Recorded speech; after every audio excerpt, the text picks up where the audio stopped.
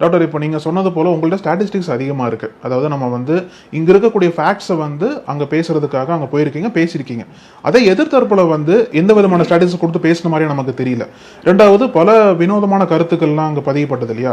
இதில் வந்து எந்த ஒரு கருத்து என்பது உங்களுக்கு பர்சனலாக பாதிச்சதுன்னு சொல்லலாம்? இல்லை, அவங்க யாருமே தனிப்பட்ட முறையில் நான் சொல்ல விரும்பாட்டாலும் அவங்களுடைய இது வந்து என்ன வேணாலும் நாய் செய்யட்டும், எங்கள் அம்மாவே கடிக்கட்டும், ஆனால் நாய் தெருவில் தான் இருக்கணும், நாயை நாங்கள் இப்படி தான் வச்சுப்போம் அப்படின்னு சொல்கிற அந்த கருத்து மட்டும் கொஞ்சம் கஷ்டமானதாக இருந்தது. ரெண்டாவது வந்து அவங்க வந்து எந்த சட்டத்திட்டத்துக்கும் உட்படலைங்கிறது நமக்கு நல்லாவே தெரிஞ்சுது. ஏன்னா அவங்க வீடுகளில் வச்சுருக்க நாய்க்கு அவங்க லைசன்ஸ் வாங்க மாட்டேன்னு சொல்லும்போதே அவங்க சட்டத்தை மதிக்கிறவங்க கிடையாது. 18 வயசுக்கு மேலே நீ லைசன்ஸ் வாங்காமல் ஓட்டாதன்னு சொல்கிறான்.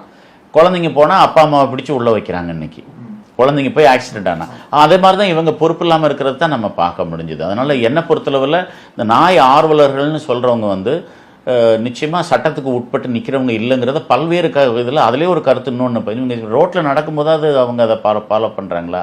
நான் இருக்கிற நகரில் ஒரு நபர் வந்து 2 நாய், பெரிய ஃபெரோஷியஸ் நாயை வச்சுக்கிட்டு வருவார்.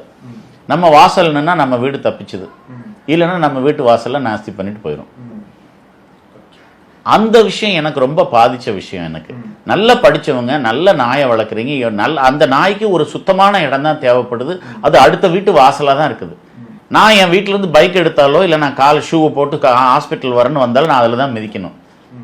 அதுவும் என்னுடைய யோகத்துக்கு நான் எல்லா நேரமும் மிதிச்சுட்டு நான் செருப்பு போய் கழுவிட்டு இருக்கிறதா பார்த்தேன். இது வந்து இன்னொரு வகையான பிரச்சனையை சொல்றாங்க. நான் வந்து இப்போ சானிடரி ஒர்க்கர்ஸ் கொண்டு இதை கிளீன் பண்ற ரொம்ப கஷ்டம். ஏன்னா இப்போ வெளிநாடுகளை பார்க்கும்போது இந்த நாயோட எக்ஸ்ட்ரீட்டியா அந்த கழிவுகள்லாம் அவங்க வந்து கிளீன் பண்ணிட்டு போயிருவாங்க தனிப்பட்ட முறை. பேப்பர் கிளவ் போட்டு அப்படியே எடுத்து அந்த கிளவோட கலத்தி குப்பத்தொட்டில போட்டுருவாங்க. ஆனா இங்க வந்து என்னன்னா அபார்ட்மெண்ட் உள்ள வளர்க்குற பெட் அனிமல்ஸையும் வெளியில வந்து வாக்கிங் கூட்டு வரோன்ற பேர்ல வெளியில வந்து கழிவுகள் நாய் கழிக்கும் போது அதை வந்து யாரும் பொறுப்பேற்றுக்க மாட்டாங்க. கடைசியில வந்து அந்த தூய்மை பணியாளர்கள் தான் அதை கிளீன் பண்ணி கொண்டு போற நிலைமை இருக்கு.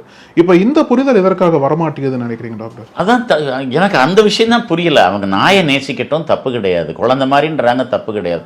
அதனுடைய கழிவுகள் அடுத்த வீட்டு வாசல்ல வைக்கலாமா?